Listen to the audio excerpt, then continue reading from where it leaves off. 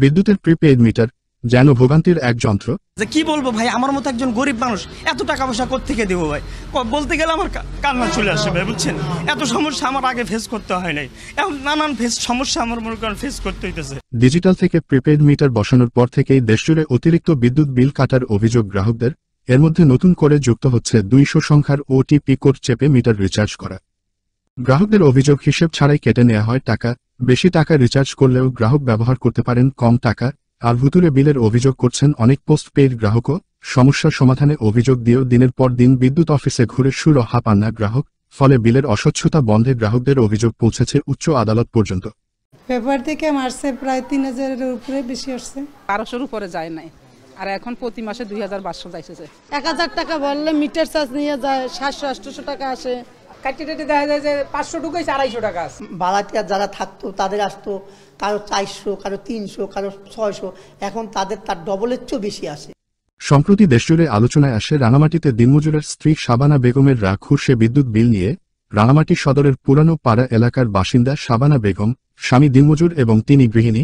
গত কয়েক মাস আগে তার বাসায় বিদ্যুৎ অফিসের লোকজন গিয়ে প্রিপেইড মিটার লাগিয়ে দিয়ে আসে। প্রিপেইড মিটার লাগানোর পর তার বকেয়া ইউনিটের কারণে 1100 টাকা বিদ্যুৎ বিল আসে এবং তার পরের মাসেই বিদ্যুৎ বিল আসে 64,000 টাকা। প্রিপেইড মিটারে টাকা ভরতেই নাই হয়ে যাচ্ছে দ্বিগুণ, তিনগুণ পর্যন্ত টাকা কেটে নেওয়ায় দিশেহারা দেশের বেশিরভাগ গ্রাহক। প্রিপেইড মিটার করার পর থেকে আমাদের প্রতি মাসে 1,500 টাকা লাগে, জাস্ট একটা ফ্যান 2টা লাইট।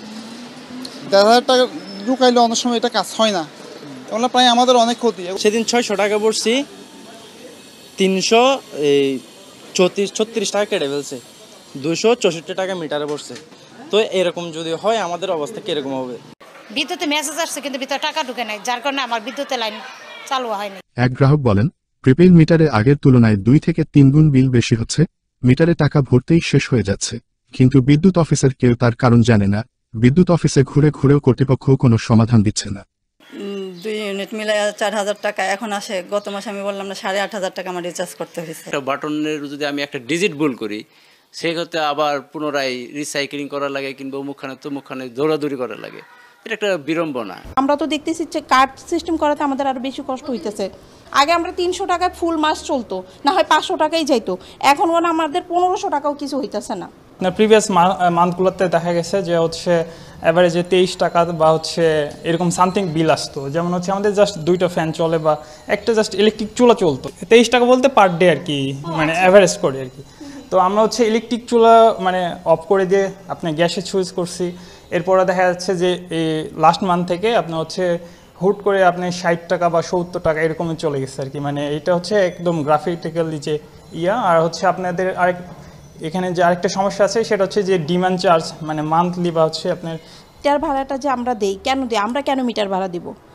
এরপর ড্যামেজ চার্জ, বেড, আচ্ছা যাক বেড না হয় নিল, এরপরে এই যে একটা চার্জ, এরপরে এই যে এই মাসে আবার নতুন করে একটা চার্জ অ্যাড হলো 79 টাকা। এটা কিসের জন্য নিতেছে? রাজধানীর মুগদাপাড়া এলাকার প্রায় অধিকাংশ ভবনে গেল ফেব্রুয়ারিতে প্রিপেইড বৈদ্যুতিক মিটার বসিয়েছে বিতরণ কোম্পানিগুলো।